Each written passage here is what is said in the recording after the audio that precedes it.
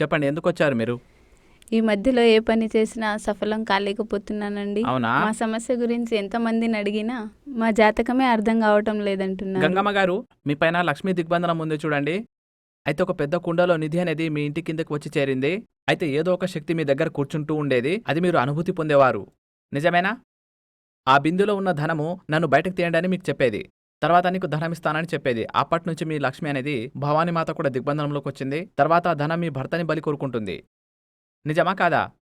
ఎందుకంటే మీ శక్తులనేవి దిగ్బంధనంలో ఉన్నాయి. వాటిని నిర్బంధించడం కారణంగా మీరు ఏ దేవతలకు ఎన్ని పూజలు చేసినా అవి ఫలించేవి కావు. అయితే మీరు ఆ ధనాన్ని పొందాలనుకుంటున్నారు. ఆ ధనాన్ని మీరు చూశారు కూడా. మీకు దుర్గామాత యొక్క విగ్రహం కూడా దొరికింది భూమి లోపల. తీసుకున్నారా? దాంతో పాటుగా ఏదైతే మిగిలిన ధనం ఉందో అది ఎళ్ళిపోవాలని కోరుకుంటున్నారు. సంతోషంతో మీరొక పెద్ద గుడిని కట్టాలనుకుంటున్నారు. ఇక మాతారాణి యొక్క ఆ విగ్రహాన్ని మీరు అక్కడే స్థాపించాలనుకుంటున్నారు.